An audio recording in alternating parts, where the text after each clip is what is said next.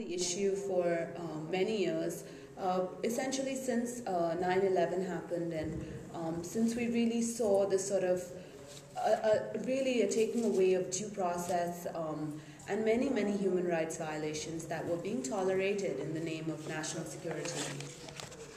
We've produced a video game, Iced, Icon and Deportation. It's a free downloadable video game if anyone's interested.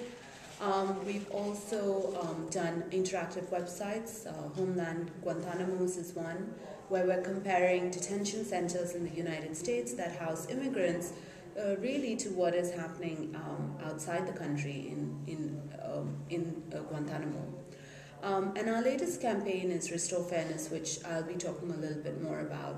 Restore Fairness really came about as a response to the growing violations in the detention system and the increasing amount of deportations that were not only tearing apart families but really violating due process on many levels.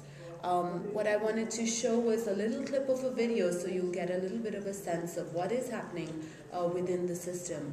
What we see now, what we've all hoped for was that there would be a change under the Obama administration. Basically, there was a huge outcry within the immigration detention system because there were many deaths in detention and there were many violations.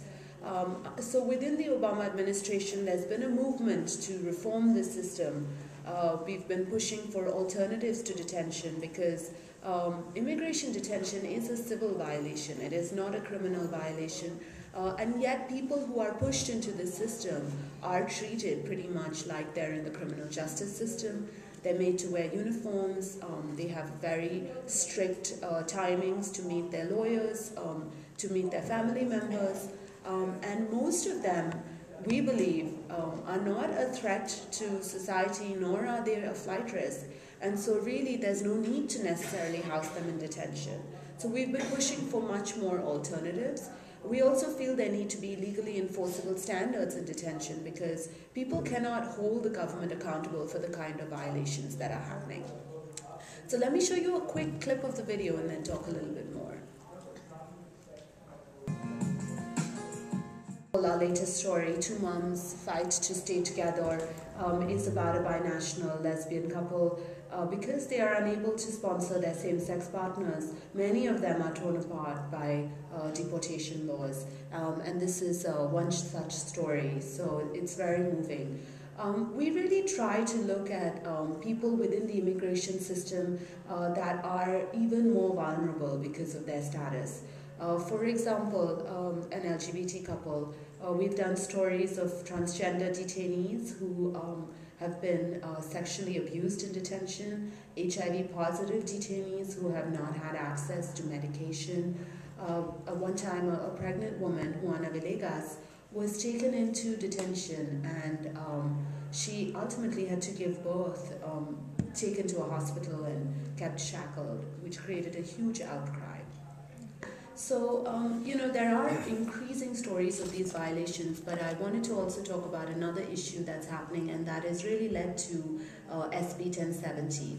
And that is the growing relationships between the local police or local law enforcement and immigration. We strongly stand against involving local law enforcement in immigration enforcement.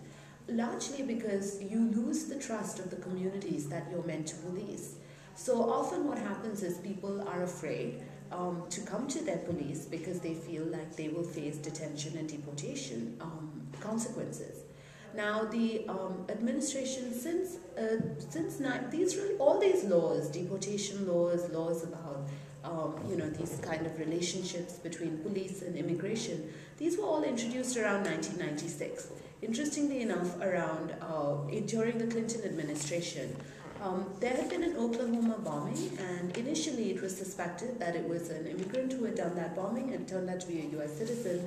But this led to a strong reaction, and so a lot of these very harsh laws were passed in '96. But it's only been since 9/11 that we've seen enforcement really skyrocket. And so what's happened with this kind of these increasing engagements between the police and immigration enforcement is that you are seeing local communities, small communities spread out across the country. Sheriford Bio is the worst example of this, where increasingly people are having their rights violated, due process is being violated, they're not getting access to lawyers, they don't really have an idea what their rights are, and they're becoming increasingly afraid. And one manifestation of this, people said, what's the big deal? Let's just, it's not that big a deal.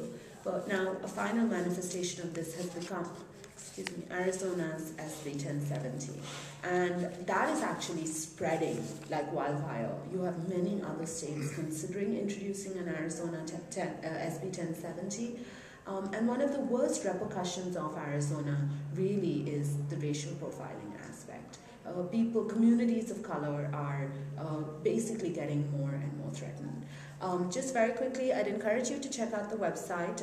My time is up, but there are take actions, but there's also a blog. We report on the blog every day, and we look at really what's going on within the immigration landscape. So, it's a great space to see what's happening, and keep checking in.